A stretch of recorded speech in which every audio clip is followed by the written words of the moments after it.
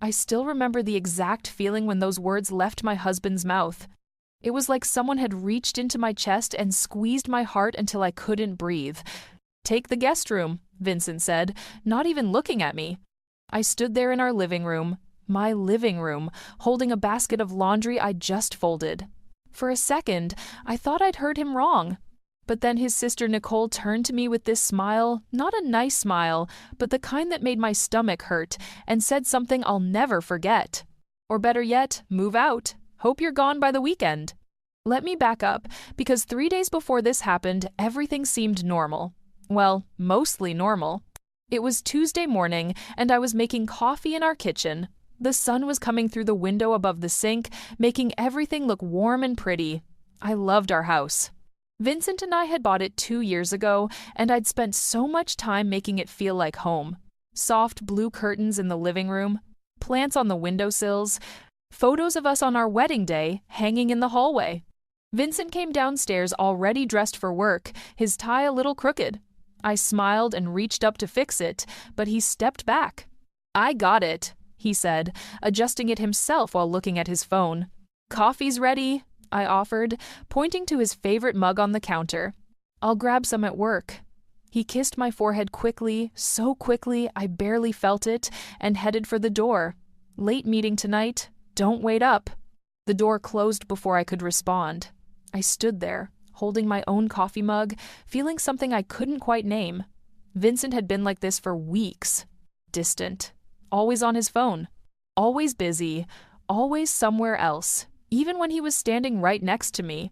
I pushed the feeling away and went to my office. I work from home as a graphic designer, which I love. That day, I was designing a logo for a new bakery downtown.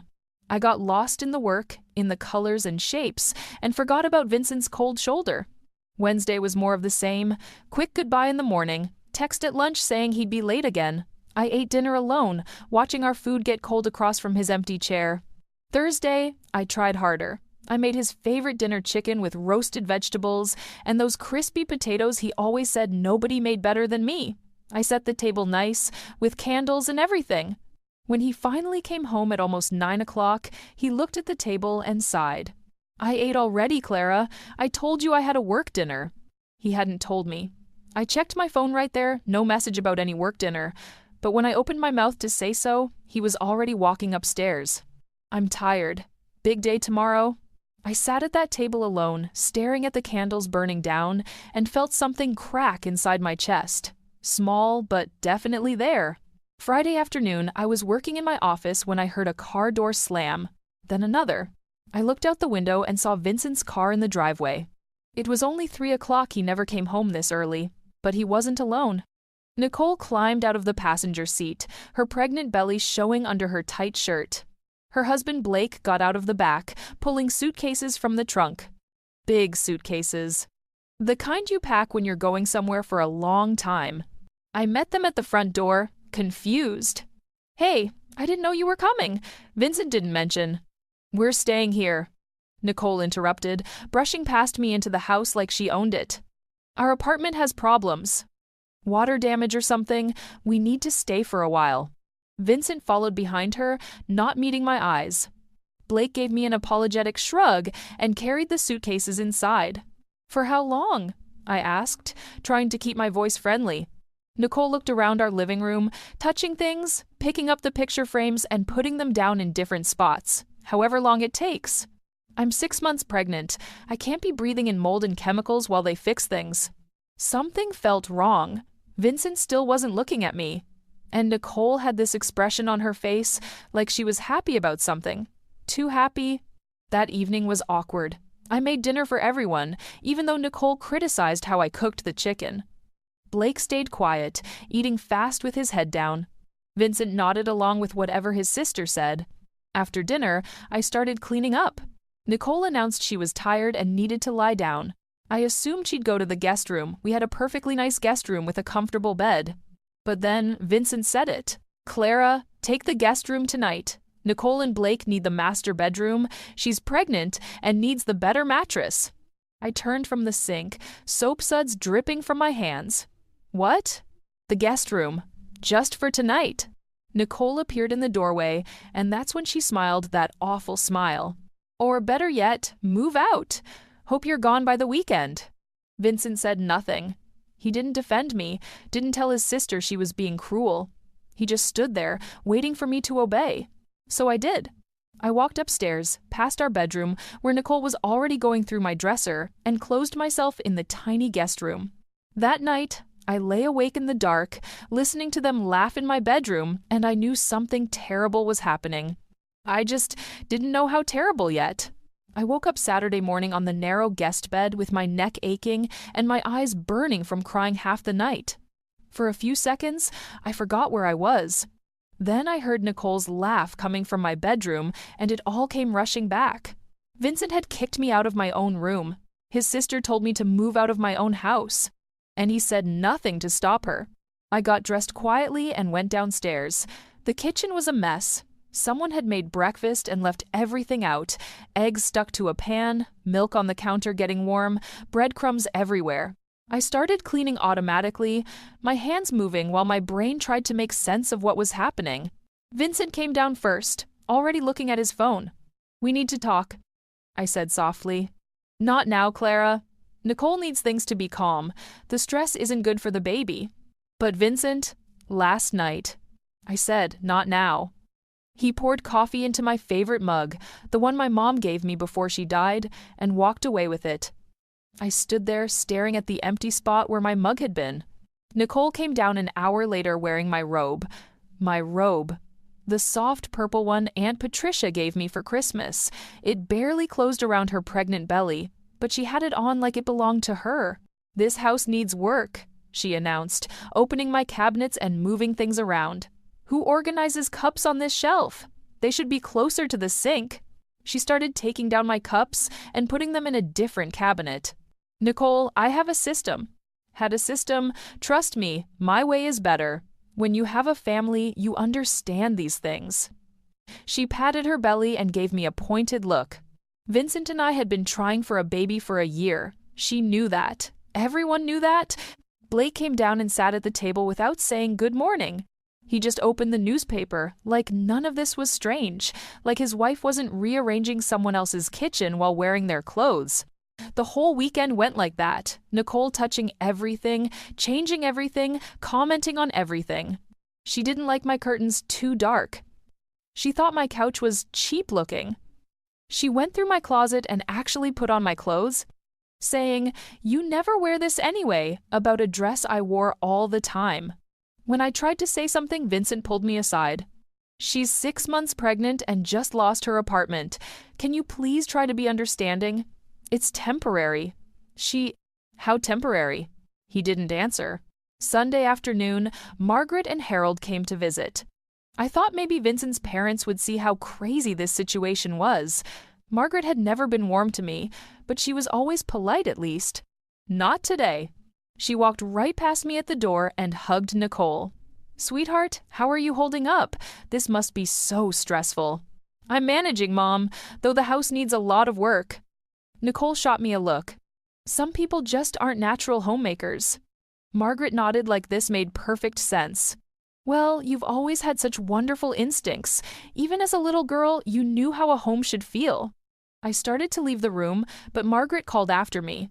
"Clara, while you're up, could you bring us some tea? Nicole shouldn't be on her feet too much." I made tea for everyone. No one said thank you. Harold at least gave me an uncomfortable smile, like he knew this was all wrong but wouldn't say anything. He never did. Margaret ran that family, and everyone just followed along. After they left, I tried again to talk to Vincent. We were in the kitchen, and I kept my voice calm and quiet. "This isn't working. I understand Nicole needs help, but she can't just take over our entire house. Our bedroom, my clothes, my things." "Our things," he corrected. "We're married. There's no my things." "Then why do I feel like a guest in my own home?" He slammed his hand on the counter, making me jump. "Because you're acting like one. Nicole is family. She needs us. Why can't you just be supportive?" I stared at him. In 4 years of marriage, he'd never raised his voice at me like that. That evening, Nicole announced she was tired and needed peace and quiet. She looked straight at me when she said it. I went to the guest room without being asked. Around midnight, I got up to get water. The house was dark and quiet. As I passed the living room, I heard voices. Vincent and Nicole were sitting on the couch, talking low. I stopped in the hallway where they couldn't see me. "She'll leave on her own if we push hard enough," Nicole was saying. "Then you won't have to go through with the messy divorce." My hand froze on the wall. "I don't know," Vincent said quietly. Maybe nothing. You said you were done. You said you wanted out but didn't want to lose the house. This is perfect.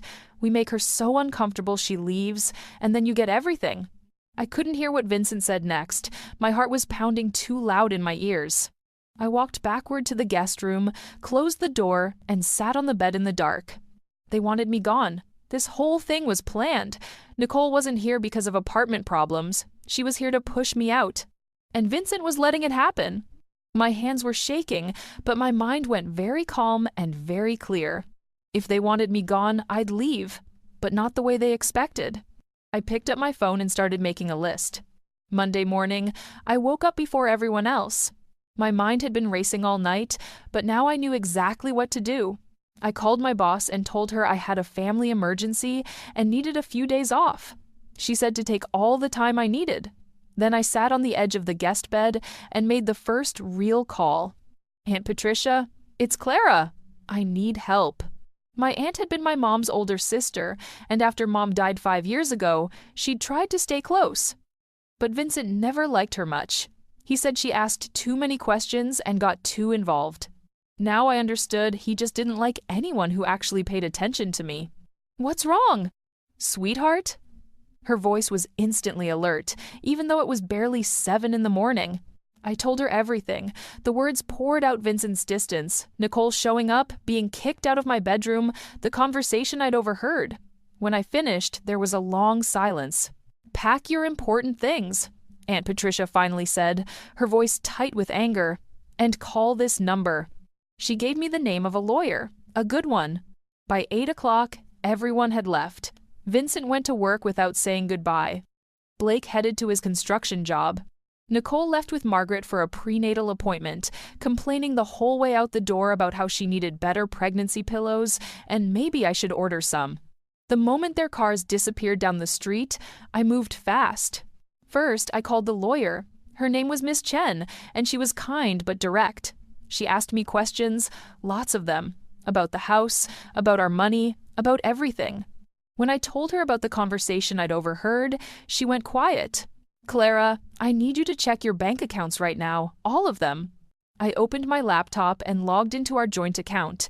Then I felt my stomach drop. Money was missing. A lot of money. Thousands of dollars had been moved over the past 2 months into an account I didn't recognize.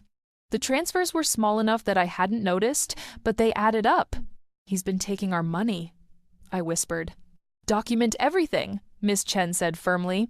"Screenshot every transaction. I'll file paperwork today to protect your assets, but I need you to do something else. Get your important documents out of that house. Anything with your name on it, passport, birth certificate, social security card, anything about the house purchase, everything." I spent the next hour gathering papers from our home office. Marriage certificate, my mom's death certificate, the house deed, and that's when I saw something I'd forgotten. The down payment for the house had come from my inheritance from Mom, $50,000, my money. I took photos of everything with my phone, then put the originals in a folder. Next, I went through the house photographing every room, every piece of furniture, everything. Miss Chen said I'd need proof of what was here, what I'd contributed to our home. Then I started packing. Not everything that would be too obvious. Just my most important things. Clothes I really loved. My laptop and work files. Photos of my parents. My grandmother's jewelry. The quilt my mom made me. Books that meant something. I loaded everything into my car, making multiple trips. My hands were steady. I wasn't crying. I felt cold and focused, like I was watching myself from far away. I rented a storage unit across town and moved everything there. It took 3 hours. The whole time, I kept expecting someone to come home and catch me, but no one did. Back at the house, I cleaned up any sign that I'd been packing. I left my regular everyday clothes in the closet, left my shampoo in the bathroom, left everything looking normal. That evening, I sat through dinner like nothing was wrong. Nicole talked about baby names. Blake nodded. Vincent scrolled through his phone. I ate my pasta and smiled when I was supposed to. Blake and I were thinking, Nicole said, putting down her fork. We might need to stay a few months. Maybe until after the baby comes. It's just safer, you know? And this house is so big, plenty of room. She looked right at me when she said it. Of course, I said quietly. Whatever you need. Vincent actually looked surprised that I agreed so easily. Nicole looked almost disappointed, like she'd wanted a fight. After dinner, I went to the guest room and packed one small suitcase with things for a few days. I set it inside the closet where no one would see it. Then I sat down and wrote a note on a piece of plain paper. You wanted me gone by the weekend. I'm giving you what you want. That's all it said. I folded it and put it in my pocket. Tuesday morning, Vincent left for a business trip. He'd mentioned it last week, 3 days in another city for some conference. I'd forgotten about it until he came downstairs with his travel bag. Be back Friday, he said to the room, not to me specifically. I watched his car pull away. Then I watched Blake leave for work. Then I turned to Nicole, who was still in her pajamas, my pajamas actually eating cereal at the counter. I'm going out for a bit, I told her. Grocery shopping. She waved me away without looking up from her phone. I got in my car, placed the note on the kitchen counter where Vincent would find it, picked up my hidden suitcase, and drove away. I didn't look back once. Aunt Patricia's house sat on a quiet street lined with oak trees, 2 hours away from the life I'd just left behind. She had a main house and a small guest house in the back, separated by a garden full of roses and lavender. When I pulled into her driveway Tuesday afternoon, she was already waiting on the porch. She didn't ask questions. She just wrapped me in a hug that smelled like vanilla and let me cry for the first time since I'd overheard that conversation. You're safe now, she whispered. Everything else we can handle. The guest house was perfect. 1 bedroom, a tiny kitchen, a cozy living room with big windows. Aunt Patricia had already stocked the fridge and put fresh flowers on the table. I felt something loosen in my chest when I closed the door. For the first time in weeks, I could breathe. My phone started buzzing around dinner time. Vincent calling. I stared at the screen, watching it light up over and over. Then I turned it off completely. Wednesday morning, I met with Miss Chen in person. Her office had a view of downtown, and she sat across from me with a folder already thick with papers. I've filed for legal separation and started divorce proceedings, she said. I've also frozen your joint accounts and filed for temporary support. Given the evidence of financial manipulation and the fact that your inheritance funded the house down payment, you have an excellent case. What happens now? Now he gets served, probably today. And Clara, you need to prepare yourself. He's going to try to contact you. He's going to be angry, then confused, then he'll probably try to apologize. Don't engage. Everything goes through me. I nodded, but my hands were shaking. Miss Chen's expression softened. You did the right thing. Most people wait until there's nothing left to save. You got out while you still could. Back at the guest house, I tried to work on a design project but couldn't focus. Aunt Patricia brought me lunch and sat with me while I picked at a sandwich. Your mother would be proud of you, she said quietly. She never liked Vincent much, you know. She told me once that he smiled with his mouth but not his eyes. Why didn't you say something? Would you have listened? She was right. I'd been so in love, so sure we were building something real. Thursday afternoon, my phone was still off, but I logged into my email on my laptop. There were 17 messages from Vincent. The first few were angry. Where are you? What kind of childish game is this? You can't just leave without talking to me. This is insane.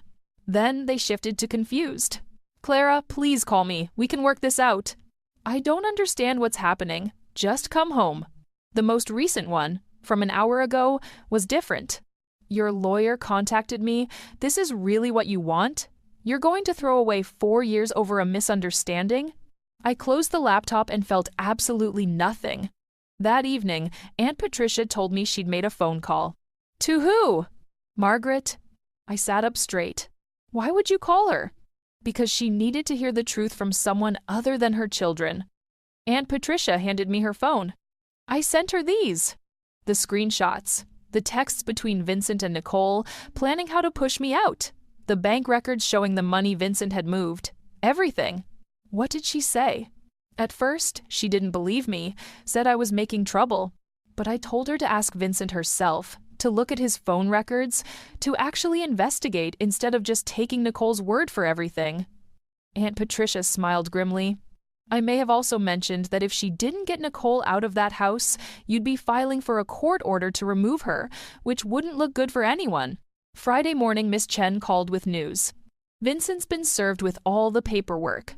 The court order requires him to remove any unauthorized occupants from the marital home immediately and prevents him from hiding or moving any more assets. He has 2 weeks to either buy out your share of the house or agree to sell it. What about the money he took? He has to return it, all of it. Plus, he'll be paying your legal fees and temporary support. She paused. Clara, his lawyer called me already. Vincent wants to talk to you. No. Good. That's what I told him. Everything goes through me now. After we hung up, I sat in the garden behind the guest house and let the sun warm my face. Somewhere 2 hours away, Vincent was probably panicking. Nicole was probably furious. Their perfect plan was falling apart. I picked up my phone and finally turned it on. 32 missed calls, dozens of text messages, 3 voicemails. I listened to the most recent one. Vincent's voice was tight and strained. Clara, please. This is crazy. Just come home and we'll talk about it. You don't understand what you're doing. That house will lose everything. Just please call me back. Not, I'm sorry. Not, I was wrong. Just worry about losing the house. I deleted the voicemail and blocked his number. Then, I opened my laptop and started working on the bakery logo I'd abandoned. My hands were steady, my mind was clear. For the first time in months, I felt like myself again. A week and a half had passed since I left, and I was sitting in Aunt Patricia's garden with my morning coffee when Miss Chen called with an update. Things are falling apart over there, she said, and I could hear the satisfaction in her voice.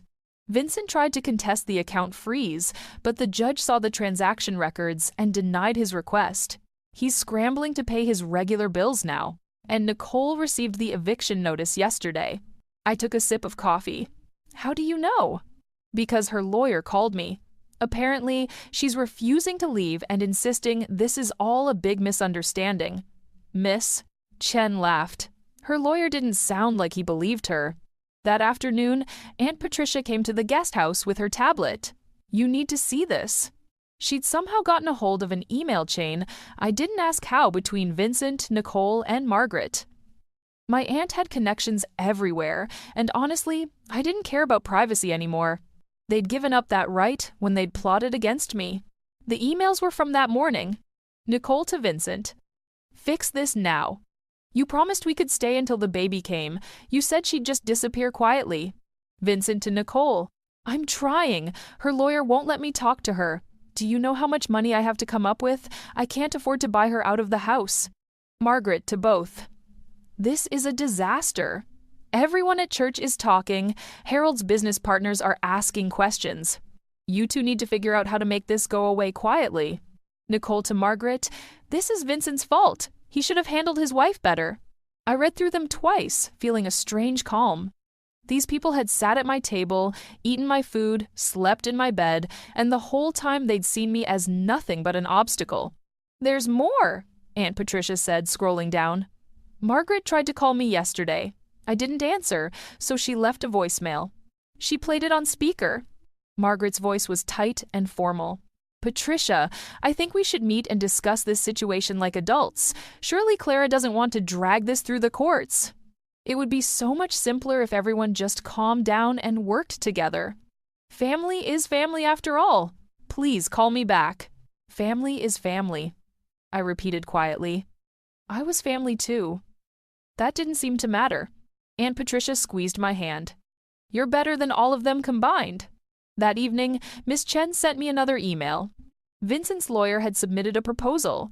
Vincent would return half the money he'd taken and give me 30% of the house value if I agreed to a quick, quiet divorce.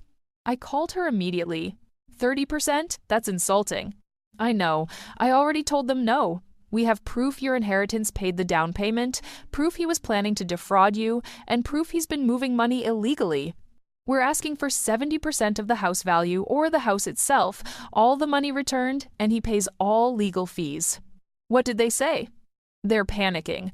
Vincent can't afford any of that. He'll have to sell the house, and even then, he'll barely break even after paying you. Good, I thought. Let him panic. 2 days later, on a Sunday morning, my phone rang from a number I didn't recognize. I answered carefully. Clara? It was Harold, Vincent's father. His voice sounded tired and sad. Please don't hang up. I just want to talk for a minute. I almost ended the call, but something in his tone stopped me. What do you want? I wanted to say I'm sorry. Margaret showed me everything, the messages, the bank records, all of it. I didn't know what Vincent and Nicole were planning. I swear I didn't know. I said nothing. You were always kind to me, he continued. You always asked about my woodworking projects and actually listened to the answers. You didn't deserve any of this. He took a shaky breath. I told Vincent he's made the biggest mistake of his life. I told Nicole she should be ashamed. They're not listening, but I wanted you to know that at least someone in this family sees what really happened. Thank you, I said quietly, and I meant it. That house, the one you and Vincent bought your mother, helped with that, didn't she? The down payment came from my inheritance from her. Then you fight for it. You hear me? Don't let my son take anything else from you. After he hung up, I sat there holding the phone, feeling something shift. Harold's apology didn't fix anything, but it mattered that someone from Vincent's family acknowledged the truth. Monday morning brought the call I'd been waiting for. Vincent agreed to our terms, Miss Chen announced. 70% of the house value, all the money returned. He pays legal fees. He signed this morning. Just like that? He didn't have a choice. His lawyer showed him what would happen if this went to trial, all those text messages becoming public record, questions about financial fraud, the whole mess. He's cutting his losses. I closed my eyes and felt relief wash over me like warm water. There's one more thing, Miss Chen added. Nicole called our office yesterday. She wanted to talk to you, said she needed to apologize. What did you tell her? That all communication goes through me, same as everyone else. But Clara, she didn't sound sorry. She sounded angry that she got caught. Then she can stay angry. I hung up and walked into Aunt Patricia's garden, where the roses were blooming and the morning sun made everything look golden and new. Somewhere across town, Vincent was signing away our life together. And I felt nothing but free. Margaret didn't want to believe it at first. According to Aunt Patricia, who somehow always knew everything, Vincent's mother had demanded to see his phone herself. She'd driven to the house on a Tuesday afternoon, walked in without knocking, and refused to leave until Vincent unlocked his messages. What she found there destroyed whatever story Vincent and Nicole had been telling. The texts went back months, Nicole asking if Vincent was finally ready to get rid of her.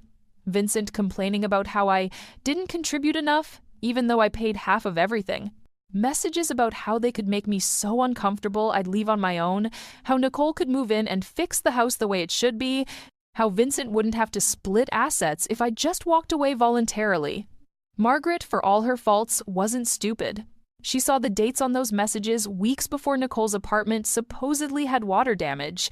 There was no water damage. There never had been.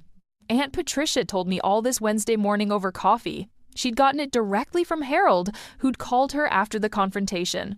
Margaret lost it, Aunt Patricia said, shaking her head, started screaming at both of them.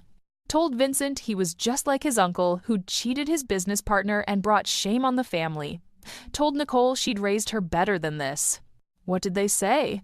Vincent tried to defend himself, said things had gotten out of hand, but it wasn't as bad as it looked. Nicole tried to lie at first. I set down my coffee cup.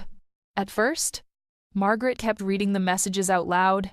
Every awful thing they'd said about you, every detail of their plan. Finally, Nicole admitted it, but said you deserved it for not being a good enough wife. Aunt Patricia's expression hardened. That's when Margaret slapped her. I sat back, stunned. Margaret had always babied Nicole, always taken her side in everything. Harold said it was the first time he'd seen Margaret actually hold Nicole accountable for anything. She told them both they'd humiliated the family, that everyone at church was whispering, that Harold's business reputation was suffering because people were taking your side. People are taking my side? Of course they are, sweetheart. You think nobody noticed how Nicole treated you? How Vincent ignored you? People saw. They just didn't say anything while you were there. Thursday afternoon, Nicole went into false labor.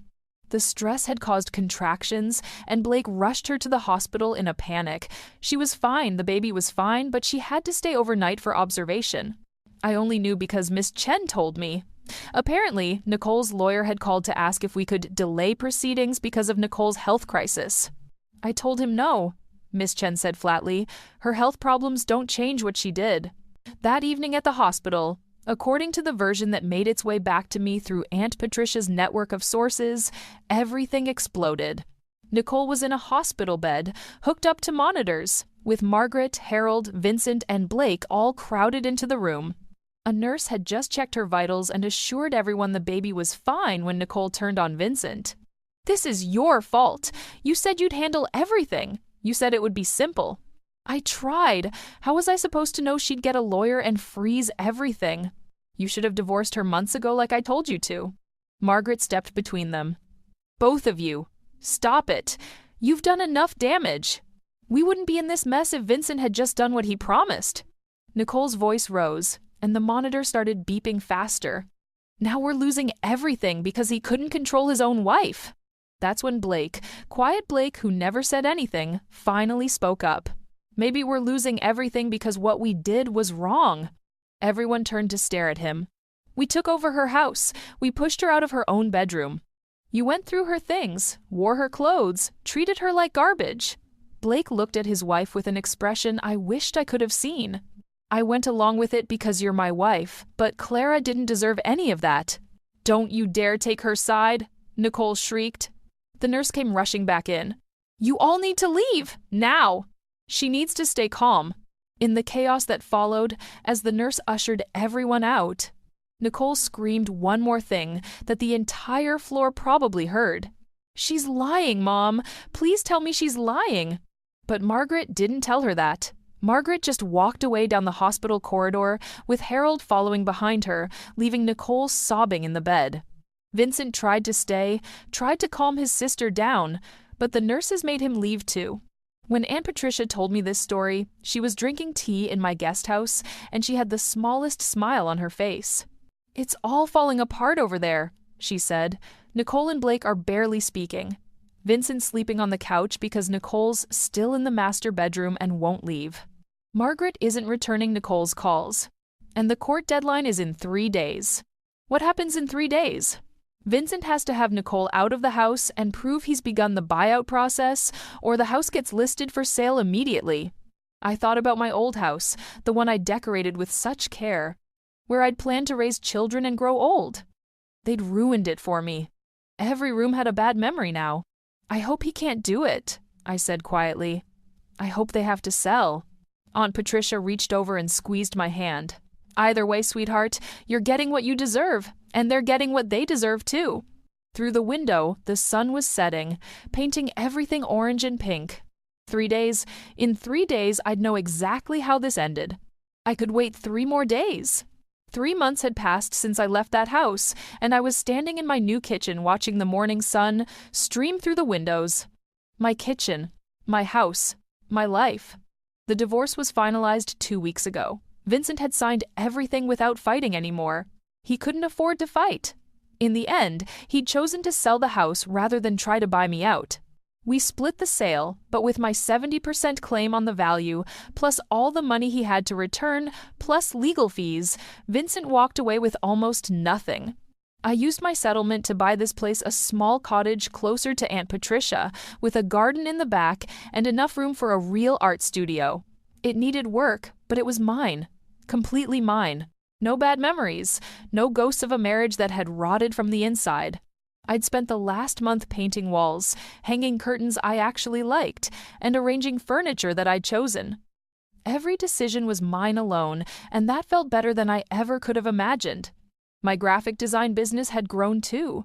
Word got out somehow about what happened, small towns talk, and people started reaching out. Other women, mostly, telling me they admired my strength, asking if I was taking new clients. I had more work than I could handle. The bakery whose logo I'd been designing sent me a huge fruit basket and a note that said, "For new beginnings." I'd cried over that basket for 20 minutes. Nicole had her baby 3 weeks ago. A girl. Aunt Patricia told me because Harold had sent her a birth announcement. I felt nothing when I heard. No happiness for them, no anger, nothing. They were just people I used to know. Nicole and Blake had moved into a tiny 2-bedroom apartment on the other side of town. Their marriage was hanging by a thread, according to Aunt Patricia's sources. Blake had apparently grown a backbone and started standing up to Nicole. She didn't like it. Vincent was living in a studio apartment and working extra hours to cover his debts. Margaret barely spoke to him. The family's reputation at church had taken a hit, and Margaret blamed Vincent entirely for the embarrassment. I should have felt happy about their struggles. Maybe a few months ago I would have, but now I just felt free. What they were going through wasn't my problem anymore. My phone buzzed on the counter. A text from a number I didn't recognize. "Clara, it's Nicole. I got your number from Vincent's old phone. I need to talk to you. Please. It's important." I stared at the message for a long moment, then deleted it and blocked the number. 5 minutes later, another text from a different number. "It's still me. Please don't block this one. I really need to apologize. I was wrong about everything. The baby's here now and I understand things differently. Can we talk?" I read it twice. She understood things differently now that she had a baby. Now that her life had fallen apart. Now that being cruel had consequences. I typed out a response. "I hope your daughter teaches you to be a better person than you were to me. Don't contact me again." Then I blocked that number too. There was a knock at my front door. I opened it to find Aunt Patricia holding a box of pastries and 2 cups of fancy coffee. "Thought you could use company while you finish the studio," she said, walking in like she owned the place. I loved that about her. We spent the morning painting the last wall of my studio, a soft sage green. Aunt Patricia told me stories about my mother, things I'd never heard before. How Mom had left her first boyfriend because he'd criticized her cooking once too often, how she'd always said that a woman should never shrink herself to make a man comfortable.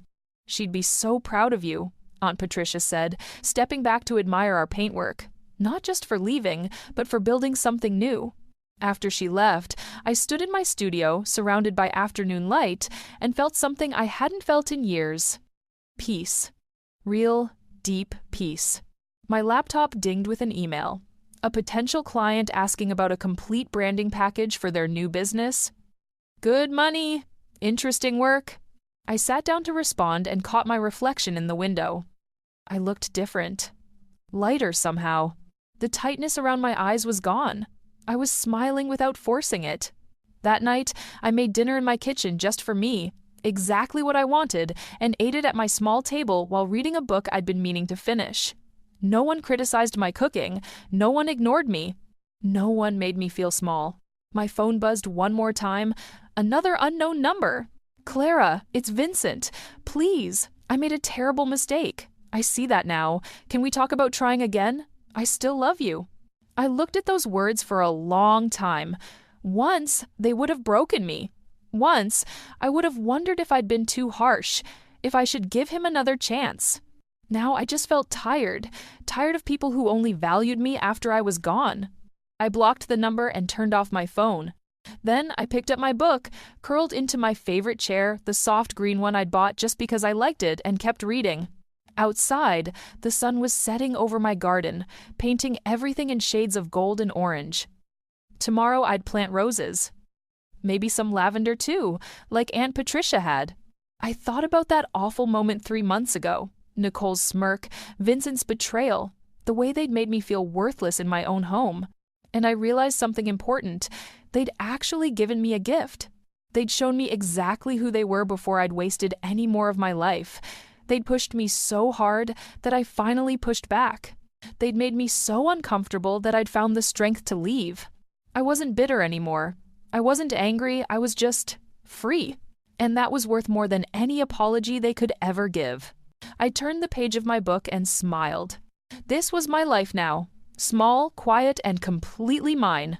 And it was absolutely perfect.